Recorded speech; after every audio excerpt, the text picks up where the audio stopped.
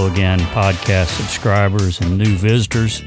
Today we're going to address another one of those scientific controversies that needs to be addressed once for all. Science.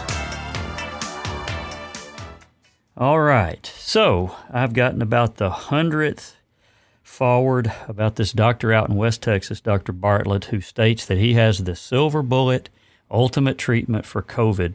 Just like the well-meaning and well-intentioned, very intelligent doctor who's with White Coat Summit from Nairobi, and Dr. Simone Gold and all the others that I've been forwarded notes about this week. Folks, I know you guys are well-meaning. I know that you're trying to help, but I've got to address this because I want to establish the very reason that this podcast was made, and that is to address what is real science and what's not, and how you can learn to filter biased or anecdotal information so that you don't forward things that are either untrue or that you have to go back and undo later. So one of the things that comes up in this is we have people that have what's called anecdotal evidence, which it goes like this. I have tried this treatment on 350 people and none of them have died. Okay, that's the claim from the doctor up in Washington, D.C. that was with the White Coat Summit, who has so many forwards. And she's also had a lot of knocks against her because she claims to be a pastor who has made some odd claims before about different medical issues. And she's, of course, been ravaged because what she says happens to agree with the president. And, of course, if you agree with President Trump, you've got to be destroyed by the modern media, regardless of whether she's right or not. So Dr. Bartlett out in Midland, Texas, several weeks ago, and I was actually forwarded this by an Amish brother. He wanted to know, just like most of you that have sent this to me, is this real? And I really do appreciate that sentiment because that's wise. That's a good way to approach this. Is this true? And of course, I've answered each and every one. But Dr. Bartlett has one problem. He states that the use of inhaled budesonide, which is an inhaled steroid, is the magic silver bullet treatment for coronavirus. There's only one problem with that, and that is a lot of the people who have died in the hospital were actually patients who took budesonide, which is also called Pulmicort, on a routine daily basis before they died. What he is using we call anecdotal evidence. That just means it's my story. Okay, I could go on the internet tomorrow and put up a YouTube video and say, I have given 350 of my patients fresh organic carrots, and none of them have contracted coronavirus during this illness, and nobody who did contract it, if they did, died. Is that proof? No. That is a piece of evidence. Science operates like this. The scientific method is, I have a hypothesis. And then you go about to disprove your own hypothesis by research and by experiment. So we have a standard today called double-blinded, placebo-controlled studies, and there's a lot more things that you can add. We use statistics called probability ratios and confidence indexes that basically then take what is called a double-blinded, which means the patient does not know if they're taking a medication or a treatment, or if they are, so that the patient then doesn't have the placebo effect. Because I'll tell you, the placebo effect in a lot of medications is as high as 70%. And one example of that is antidepressants.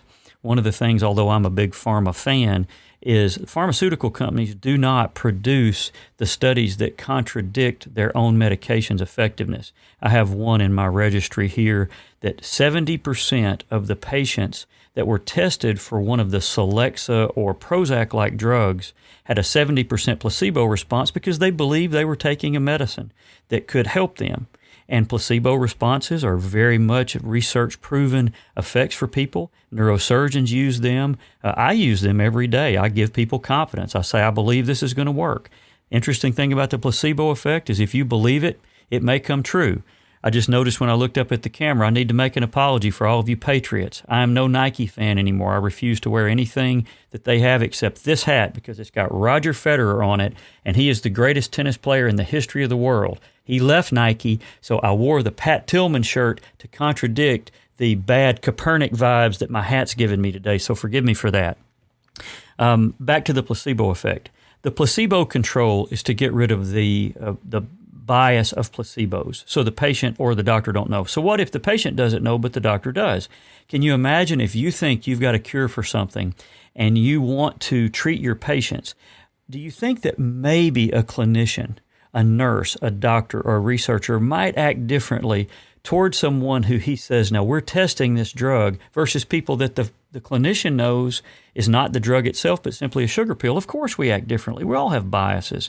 That's part of being a human being. So placebo-controlled, double-blinded. So we then, what I was just talking about is the double-blinded part. What about the placebo control? So in the double-blind, there are people who are taking the drug and then who are taking a placebo, a sugar pill or something inert. So we have half that are taking the drug and half that are taking the placebo, and neither the patient nor the clinician or researcher knows who's taking what. And you have the data that's concealed in envelopes or in files that neither know. Now, with that, then you have to add in the bias of, or not the bias, but the possibility of simply chance. And that's the reason that we use P intervals. We have P 0.01 or 0.05, which means there's only a 5% chance that this outcome that we had occurred by just a random flip of the coin. Then we have confidence intervals that we use. So when you look at these studies like this, you see that this is a well-meaning doctor. I'm sure Dr. Bartlett has helped his patients, and I'm sure that he does not mean anyone harm. But here's the problem. Dr. Bartlett doesn't have placebo control.